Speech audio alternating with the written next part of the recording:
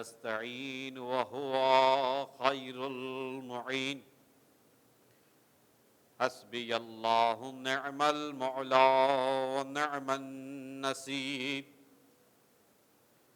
الصلاة والسلام والتحية والإكرام على محمد وآله الطاهرين واللعنة على أعدائهم أجمعين من يوم عداوتهم إلى قيام يوم الدين.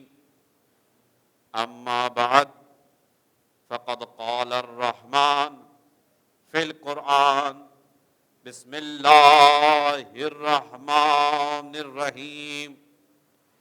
إن شأنك هو الأبتر.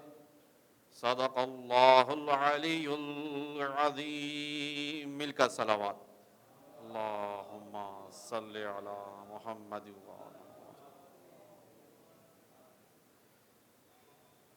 عزیزان محترم، جیسا کہ آپ کے اذہان عالیہ میں یہ بات محفوظ ہے کہ یہ مجلس عزا، یہ فرش عزا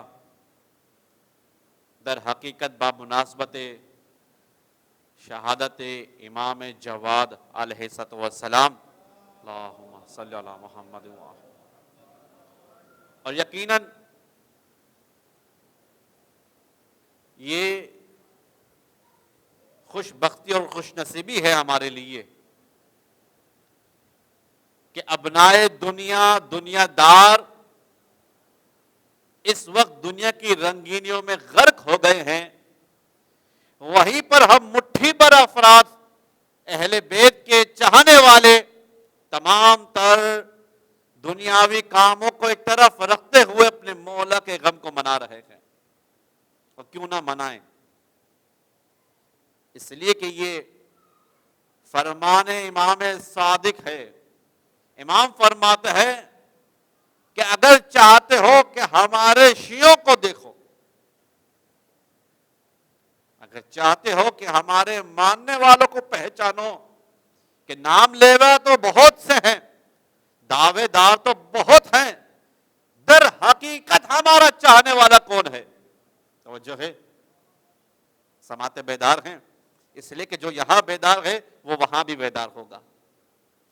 اگر چاہتے ہو، نام لیوا بہت ہیں، طرفدار بہت ہیں، دعوے دار بہت ہیں، نام لیوا بہت ہیں، لیکن چاہتے ہو کہ ہمارے حقیقی چاہنے والوں کو پہچان لو تو یہ دیکھو کہ ہماری خوشی میں کون خوش نظر آتا ہے، ہمارے غم میں کون غمگین نظر آتا ہے. تو آج جب کہ کائنات غمگین ہے شہادت امام، وہیں پر ہم بھی غمگین ہوئے، اس لیے کہ ہمارا غم ان کے غم سے منسوب ہے، ہماری زندگی ان کی زندگی سے مربوط ہے، ہماری خوشی ان کی خوشی سے مربوط ہے.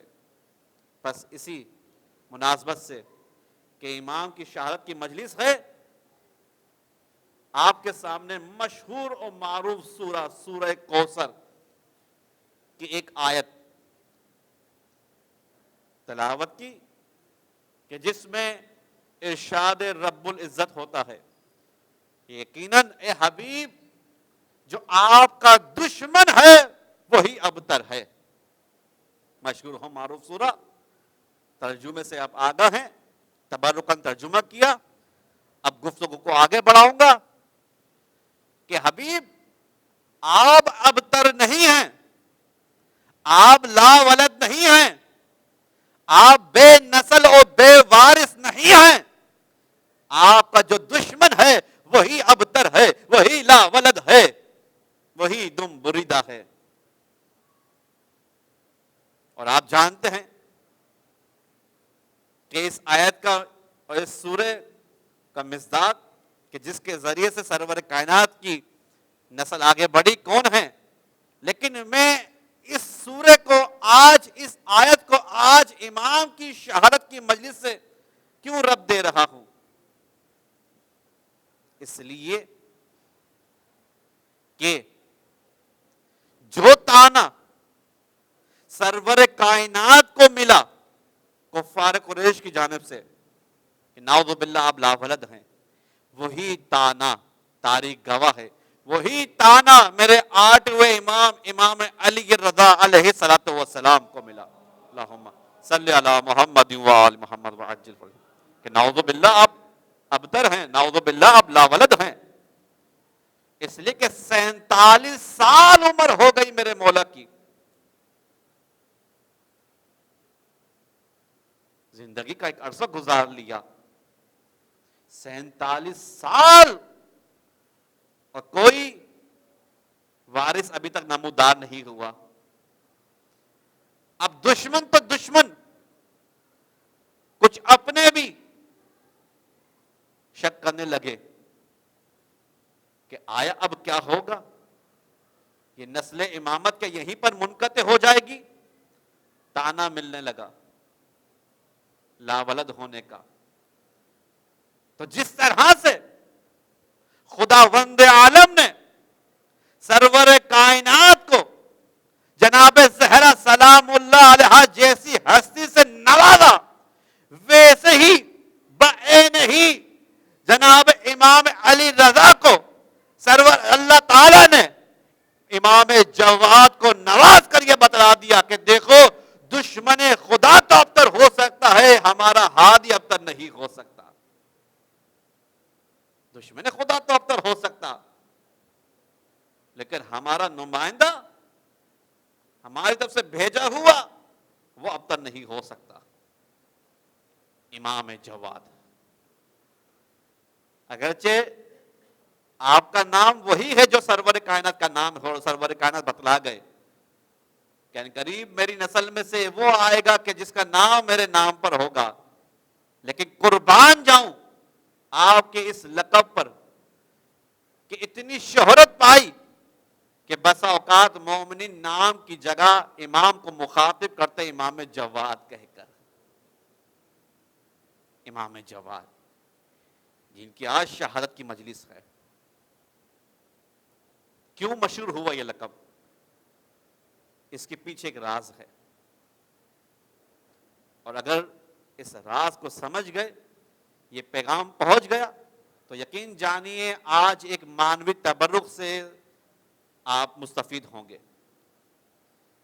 دیکھیے جواد نکلا ہے جود سے، اگرچہ ہم اس کو نعم البدل اس کا مترادف لفظ استعمال کرتے ہیں، وہ ہے سخی یا سخاوت، سخا، لیکن نہیں میرے عزیزو، جود اور سخا میں ایک فرق ہے، جود اور سخا میں ایک فرق ہے، اور وہ فرق یہ ہے کہ سخی اس کو کہتے ہیں جو دیکھ کر عطا کرے۔ آپ کے اندر کتنی صلاحیت ہے، کتنی ایبلٹی ہے، کتنا پوٹینشل ہے، اتنا دیکھ کر دوں تو میں کہلاؤں گا سخی، لیکن جب میں سائر کی حاجت پوری کروں، جھولی بھر کر دوں، اور اس کو یہ نہ کہوں کہ تم دشمن ہو یا پرائے ہو، جو اپنوں کو بھی دے جو پرائے کو بھی دے، وہ کہلاتا ہے جواد۔ اور اس پر بہت سے واقعات شاہد ہیں، جن میں سے وہ واقعہ جو میں بیان کرنا چاہ رہا تھا، جس کے لیے یہ میں نے مقدمہ بنایا، امام کو جواد کیوں کہتے؟ آپ تو جانتے ہی ہیں کہ میرے 8ویں امام کا جو قاتل ہے، خدا اس پر لعنت کرے، مامون رشید، اس نے میرے 8ویں امام کو زہر دیا، اور 9ویں امام کو بھی مصیبت اور آلام میں مبتلا کیا۔ ایک دفعہ یہ میرے مولا کے پاس آتا اور کہتا کہ مولا میں پریشانی میں، مصیبتوں میں گرفتار ہوں، کچھ عطا کیجیے۔ اللہ اکبر۔ دیکھیے امام ایسے ہوتے ہیں، ہادی اور رہبر ایسے ہوتے ہیں، رشک کیجیے اپنے اوپر کہ دشمن ہے، خون کا پیاسا ہے، لیکن معلوم ہے کہ جب کبھی پریشانی آئے گی تو حل یہیں سے ملے گا۔ پھر آج کیوں اسی امام کے چاہنے والے اسی امام کے نام پر مر مٹ جانے والے در در کی ٹھوکریں کھا رہے ہیں؟ کیوں کسی عامل کی طرف رجوع کر رہے ہیں جبکہ خدا نے ہمیں ایسی ہستی سے نوازا ہے؟ آ گیا میرے مولا کے در پر، مولا پریشان ہوں، کچھ نسخہ کچھ وظیفہ بتلا دیجئے، اور جو وظیفہ بتلایا وہ سب آپ کے ذہن میں ہے۔ امام نے ایک حرز، ایک تعویذ ادا کیا، حرز جواد۔ میرے نوے امام کا وہ تعویذ کہ جس کے لیے ملتا ہے کہ انسان اگر سختی اور پریشانی اور مصیبت میں گرفتار ہو تو اس حرز، اس تعویذ سے استفادہ کرے۔ امام نے حرز جواد عطا کیا، جس طرح سے دیگر ائمہ کے حوالے سے حرز ملتے۔ ایک حرز اور میں بیان کر کے آگے بڑھوں، حرز ابو دجانہ، رسول خدا کا صحابی ہے، کہتا ہے یا رسول اللہ میں پریشان حال ہوں، میں جب سوتا ہوں دیکھتا ہوں کہ کچھ ایسی مخلوقات ہیں جو انسانوں جیسی معلوم نہیں ہوتی، کچھ ایسی حرکات ہیں جو مجھے غیر معمولی محسوس ہوتی ہے، یا رسول اللہ میں کیا کروں؟ رسول خدا نے تعویذ تعلیم کیا اور وہی تعویذ نام پڑ گیا اسی صحابی کے نام سے، حرز ابو دجانہ۔ ایک رسول خدا کا تعویذ اور یہ میرے نوے امام کا تعویذ، حرز امام جواد۔ اور صرف جود ہی کی صفت امام کے اندر نہیں، بلکہ اپنے وقت کے سب سے بڑے عالم۔ اگرچہ کچھ خصوصیت ایسی کہ جو صرف امام ہی کی ذات تک محدود۔ پہلی خصوصیت وہ یہ کہ کم سنی میں آپ نے جام شہادت نوش فرمایا، 25 سال کی ایج میں، عین شباب کے عالم میں، عین جوانی میں۔ بہت کم مدت ملی اس دار فانی میں میرے مولا کو، لیکن پھر بھی اعجاز امامت سے مولا نے اپنے علم کو اتنا طول دیا، اتنا پھیلایا کہ آج کتابیں بھری پڑی ہوئی گئی امام جواد کے فرامین سے۔ علم، روایت میں ملتا ہے کہ ایک جلسہ عام منعقد کیا گیا جو 3 روز تک قائم رہا، جس میں مختلف جگہوں سے مختلف لوگ آئے، مختلف افکار و مختلف خیالات کے مالک تشریف لائے اور امام سے سوال کرتے رہے۔ 3 دن تک یہ جلسہ رہا، 30,000 سوالات امام سے کیے۔ اللہ اکبر، 30,000 کجا، 3,000 کجا، اگر 300 کجا، 30 سوال بھی کسی سے کر لیا جائے تو وہ پریشان ہو جاتا ہے، حواس باختہ ہو جاتا ہے۔ یہ امام کا شرف ہے، امام کی فضیلت ہے کہ ایک ہی محفل میں بغیر یہ کہے کہ رک جاؤ میں ذرا سوچ لوں، میں ذرا پوچھ لوں۔ اس لیے کیسے ہو سکتا؟ اس لیے کہ آپ انہی کے فرزند تھے کہ جب سائل نے سوال کیا مولا بہت جلدی جواب دے دیتے ہیں، تھوڑا سوچ لیا کرے۔ میرے مولا نے فرمایا، مولا متقیان نے، کہ تمہارے ہاتھ میں کتنی انگلیاں ہیں؟ کہا مولا 5۔ مولا نے فرمایا بہت جلدی جواب دے دیا، سوچ لیتے، دیکھ لیتے، غور کر لیتے۔ کہا مولا یہ صبح و شام میرے سامنے ہے یہ 5 انگلیاں، جب چاہوں، جیسے چاہوں، جس طرح سے چاہوں ان کا دیدار، مشاہدہ و مطالعہ کر سکتا ہوں۔ میرے مولا نے فرمایا، مولا متقیان امیر المؤمنین نے، بس یہ کائنات بھی میرے سامنے انہی 5 انگلیوں کی مانند ہے۔ اسی کا وارث امام جواد نے 30,000 سوالات کے جوابات دیے اور زمانے کو بتلا دیا کہ جو تخت پر بیٹا ہے وہ اور ہے اور جو تمہارے سامنے ہے وہ اور ہے، جو تخت نشین ہے وہ اور ہے اور جو تمہارے سامنے جواب دے رہا ہے کہ عقل انسانی انگش بدندہ ہو رہی ہے وہ اور ہے، امام جواد۔ بس انہی فرامین میں سے چند ایک کو بیان کر کر امام کی سوانح حیات کو ذکر کروں گا اور اس کے بعد منزل مصائب۔ 30,000 سوالات کے جوابات دیے۔ یقیناً ان سوالات میں سے علم ریاضی کے بھی ہوں گے، علم طب کے بھی ہوں گے، علم فلکیات کے بھی ہوں گے، علم معاشرت، آداب، سیرت اور نہ جانے کتنے علوم کے ہوں گے سوالات. تمام سوالات کے جوابات دیے اور اپنے علم سے زمانے کی پیاس کو بجھایا. اور آج اسی علم کے سمندر میں سے چند قطرے آپ کو ہدیتاً میں دیے جا رہا ہوں. امام نے فرمایا خبردار. کون فرما رہا ہے؟ جس کی مجلس میں آئے ہیں اپنے وقت کے امام کو پرسہ دینے، وہ ہستی فرما رہی ہے خبردار.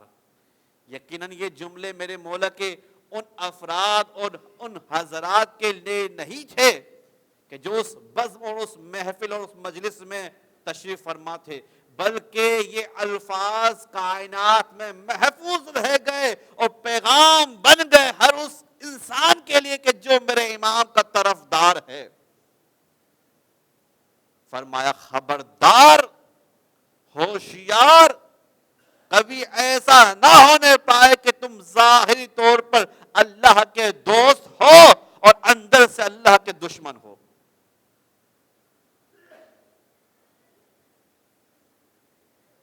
یعنی پوری حیات کا نچوڑ، پوری زندگی کو ایک قانون کے اندر سمو کے رکھ دیا میرے مولا نے.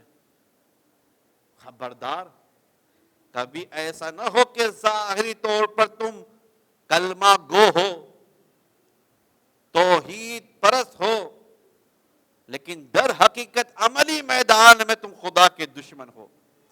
تشریح میں نہ جاؤں گا اس لیے کہ قول ہی اتنا واضح ہے کہ تشریح کی ضرورت نہیں ہے کہ انسان عملی طور پر ایسا نہ ہو کہ جو افعال مولا کے دشمنوں کے ہیں یا ان سے منسوب ہیں ان کا پرچار کرتا ہوا نظر آئے. دوسرا قول میرے مولا نے جو فرمایا اور وہ یہ کہ دیکھو، علم، آگاہی، آشنائی کے بغیر اگر کام کرو گے اور اصلاح کرنا چاہو گے تو اور مزید زیادہ معاشرے میں فساد برپا کر دو گے.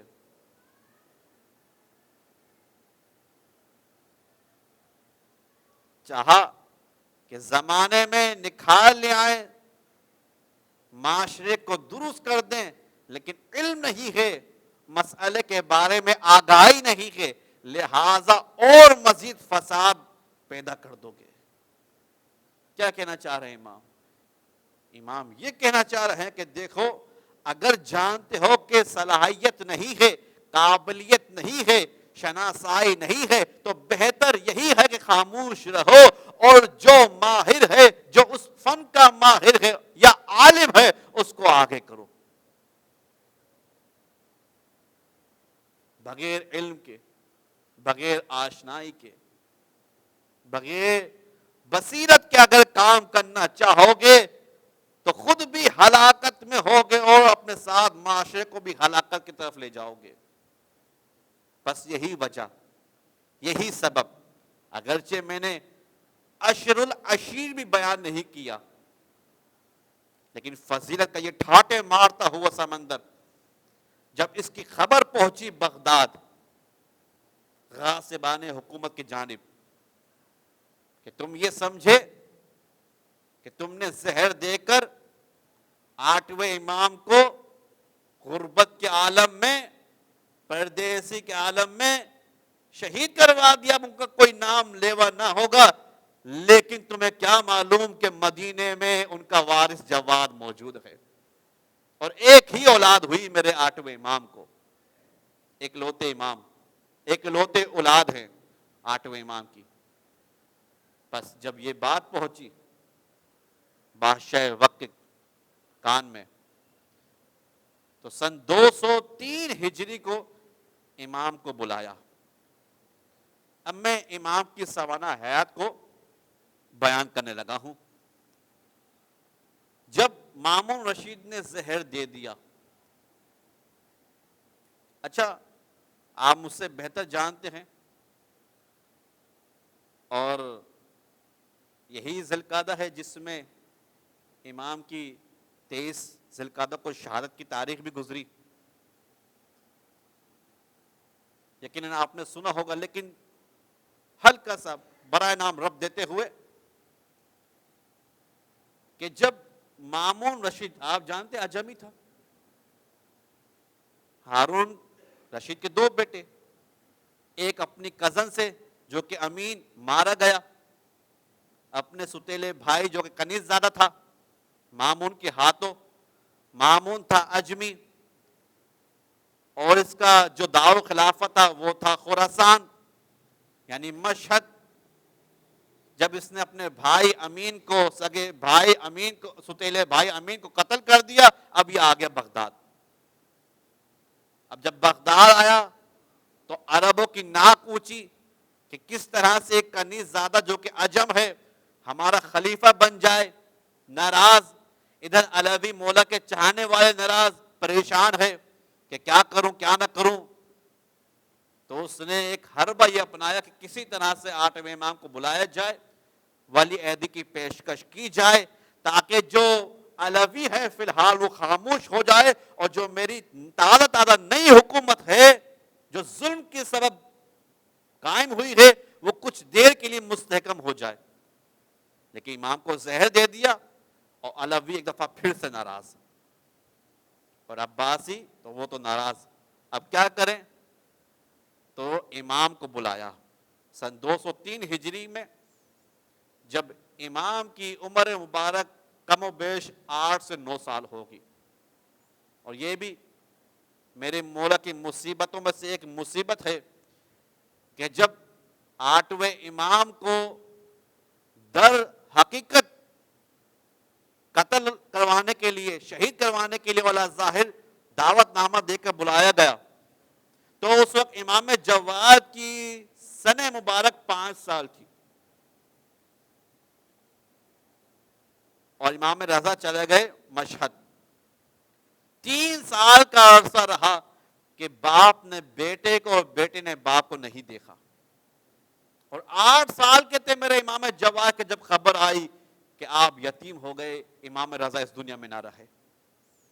یہ بھی ایک غربت کا عالم کہ کم سنی میں یتیمی، کم سنی میں باپ کا سایہ سر سے اٹھ گیا اور اہم ذمہ داری کاندھوں پر آ گئی.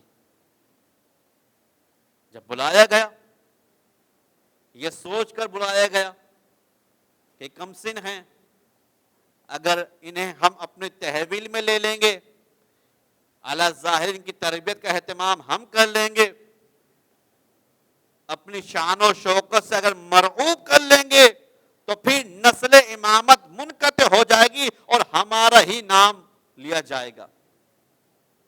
لیکن اس بدبخت کو کیا معلوم کہ نسل امامت اس طرح سے منقطع نہیں ہو سکتی. اگر منقطع ہونی ہوتی تو کربلا میں منقطع ہو چکی ہوتی. جو یہ بدبخت سمجھ رہا تھا کہ امام کم سن ہیں، صغیر پن کی عالم میں ہیں، انہیں ہم اپنے سیاسی اور عسکری طاقت سے مرعوب کر لیں گے، اس بدبخت کو کیا معلوم کہ امام کا عمر سے کیا تعلق ہے. امام تو اس وقت بھی امام ہوتا ہے جب حالت گہوارے میں ازدہ کے 2 ٹکڑے کر دے. امام تو اس وقت بھی امام ہوتا ہے جب مثل امام جواد 8 سال کا سن ہو، اور امام تو اس وقت بھی امام ہوتا ہے کہ جب سر تن سے الگ ہو چکا ہو، نیزے کی انی پر بلند ہو چکا ہو اور آیت کریمہ کی تلاوت کر رہا ہو. امام تو اس وقت بھی امام ہوتا ہے کہ جب سر تن سے جدا ہو چکا ہو، نیزے کی انی پر بلند ہو کر قرآن کی تلاوت کر رہا ہو. امام کو بلایا گیا بغداد، اور اہانت کے عنوان سے کچھ دنوں کے لیے دربار میں داخل ہونے کا اذن نہیں دیا، یہ سمجھانے کے لیے، بتلانے کے لیے ہم بادشاہ وقت ہیں. اور کسی ایک محلے میں امام کو رکوایا. اب دیکھیے وہی بات کہ خدا جسے رکھے بلا اسے کون چکھے. واقعہ ملتا کہ ایک دفعہ مامون رشید اپنے جاہو جلال علی ظاہر اپنی جھوٹی شان و شوکت کے ساتھ گزر رہا تھا، اور راستے میں جو ابنائے دنیا کے بچے تھے وہ ایک طرف ہو گئے، جس طرح سے ہو جاتے ہیں بادشاہ وقت کے جلال کو دیکھ کر، لیکن امام کم سنی کے عالم میں اپنی جگہ پر قائم رہے۔ اب بادشاہ وقت کو تعجب ہوا کہ جب تمام بچے ایک طرف ہو گئے تو یہ کون ہے جو کم سنی کے باوجود بھی میرے شان و شوکت سے مرعوب نہیں ہو رہا؟ پوچھا کہ بچے تم کیوں ان بچوں کی طرح ایک طرف نہیں ہوئے؟ اللہ اکبر! حیدر کرار کے وارث ہیں شجاعت کے، کس طرح سے ایک طرف ہو جاتے؟ فرمایا کہ نہ تو میں گنہگار ہوں، اللہ اکبر، کہ اپنے گناہوں کی وجہ سے بھاگوں۔ مولا نے ایک پیغام دے دیا کہ بھاگتا وہی ہے، فرار وہی کرتا ہے جس کے اوپر گناہوں کا بوجھ ہو۔ نہ راستہ اتنا تنگ کہ تمہارے گزرنے میں رکاوٹ یا مانع بنوں، جب نہ میں گنہگار ہوں نہ راستہ اتنا تنگ ہے، تو اس کا مطلب یہی ہو سکتا ہے کہ تو کوئی ایک ظالم انسان ہے کہ جس کے ظلم کے خوف کی وجہ سے لوگ تتر بتر ہو جاتے۔ مزید تعجب میں پڑ گیا کہ نہ یہ مرعوب ہو رہا ہے بلکہ اس طرح سے دلیری سے جواب دے رہا ہے، یقیناً یہ کوئی عام بچہ نہیں ہے۔ پوچھنے پہ معلوم ہوا یہ امام تقی الجواد علیہ السلام ہے۔ اللہم صلی علی محمد وآل محمد وعجل فرج۔ بس بہت اختصار کے ساتھ اپنی منزل مصائب سے قریب ہونے لگا ہوں، اور جب معلوم ہوا کہ وہی ہستی ہے کائنات کی، تو ایک دفعہ اپنے ساتھ دربار میں لے آیا۔ اب دیکھیے یہ بھی ایک بات ہے عجیب اور قابل غور کہ امام جواد کے والد ماجد 8ویں امام کا قاتل ہے مامون رشید، اور یہی مامون رشید سسر بھی ہے سگا میرے امام جواد کا۔ کتنی عجیب بات ہے علی الظاہر کہ جو باپ کا قاتل ہو اور باپ کے قتل کے بعد وہی سسر بن رہا ہے، لیکن اس کے پیچھے بھی یقیناً کوئی مصلحت ہوگی، کوئی پیغام ہوگا۔ دربار میں لے آیا، امام کی عمر بمشکل 9 یا 10 سال، اور اپنی بیٹی ام فضل سے عقد کروا دیا۔ اب علوی کچھ دیر کے لیے خاموش ہو گئے کہ اگر باپ کا قاتل ہوتا تو اپنی بیٹی کیوں دیتا۔ ادھر سے معاملہ تھم گیا، لیکن عباسی مچل گئے کہ کس طرح سے ایک ہاشمی کو ہمارے اوپر فوقیت دی۔ کہا نہیں، ہم قبول نہیں کرتے، امتحان ہوگا، آزمائش سے گزرنا ہوگا۔ اب مامون کو معلوم تھا کہ کون ہستی ہے، کہا مناظرہ کرواتے ہیں۔ بس مناظرہ اور منزل مصائب کا مناظرہ کروا لیتے ہیں، دیکھ لیتے ہیں کہ تم سچے ہو یا جس کا میں نے انتخاب کیا ہے وہ سچا ہے۔ کیا کیا؟ اس وقت کے قاضی القضات یحییٰ بن اقسم الکوفی کو بلایا گیا، طلب کیا گیا۔ کس لیے؟ کہ چونکہ تم بہت بڑے عالم ہو، قاضی القضات ہو، لہذا تم امام جواد سے مناظرہ کرو اور ان علویوں کو، ان شیعوں کو بتلا دو کہ یہ کم سن ہیں، صغیر پن کے عالم میں ہیں، لہذا تمہارے امام نہیں ہے، اور جو مامون نے فیصلہ کیا ہے وہ سراسر غلط ہے۔ بس دربار سجایا گیا اور بالکل وہی عالم، وہی منظر کشی، اور تاریخ پھر سے دہرائی گئی کہ جس طرح سے دربار شام سجایا گیا تھا۔ کس لیے؟ کہ خدا کے محبوب اور معزز بندوں کو نعوذ باللہ ذلیل اور رسوا کرنے کے لیے۔ تو جس طرح سے خداوند عالم نے جناب زینب کبریٰ کے سر پر جیت کا تاج سجایا، اسی طرح سے امام جواد کے سر پر بھی فتح کا تاج سجا دیا کہ لاکھوں کا مجمع ہے، ایک طرف یحییٰ بن اقسم الکوفی اور دوسری جانب امام جواد جو کہ بہت ہی کم سن نظر آتے۔ اب ہر کوئی پریشان کہ اب ہوگا تو کیا ہوگا، ادھر چاہنے والے ہیں، ادھر دشمن ہیں، نگاہیں مرکوز ہیں کہ اب ہوگا تو کیا ہوگا۔ اتنے میں اذن ملا اور یحییٰ نے سوال کیا، یہ بتلائیے کہ اگر کوئی حالت احرام میں شکار کر لے تو اس کا کیا کفارہ ہے؟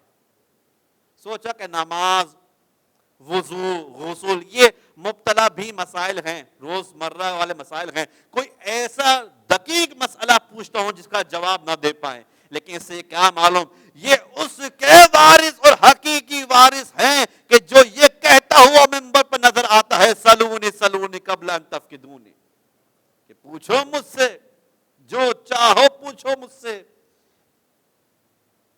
امام نے جب یہ سوال سنا تو سوال پر سوال اعتراض کر دیا کہ تمہارا سوال ادھورا ہے، ناقص ہے۔ اب یہ بوکھلا گیا، ظاہر ہے جب ایک کم سن بچہ علی ظاہر پلٹ کر یہ اعتراض کرے کہ تمہارا سوال ادھورا ہے، گویا کہ تمہیں سوال کرنا نہیں آتا، ایک دفعہ تل ملا گیا، دیش میں آ گیا، کیا مطلب میرا سوال ناقص ہے، ادھورا ہے؟ امام نے فرمایا کہ تمہارا سوال یہ ہے کہ اگر کوئی حالت احرام میں شکار کر لے اس کا کیا کفارہ ہے، لیکن تم نے یہ نہیں بتلایا کہ جو احرام تھا وہ حج کا تھا یا عمرے کا تھا، جو شکار کرنے والا تھا اس نے شکار دن میں کیا تھا یا رات میں کیا تھا، جو شکاری تھا اس نے پہلی دفعہ شکار کیا تھا یا کئی دفعہ شکار کر چکا تھا۔ تم نے یہ نہیں بتلایا کہ جو شکار کرنے والا شکاری تھا وہ مرد تھا یا عورت تھی یا آزاد تھا یا غلام تھا، دن کا وقت تھا، رات کا وقت تھا، چوپائے کا شکار کیا، پرندے کا شکار کیا، جب شکوں پہ شکیں نکلتی گئی، یہاں شکیں نکلتی گئی، وہاں ماتھے پر پسینہ آتا گیا۔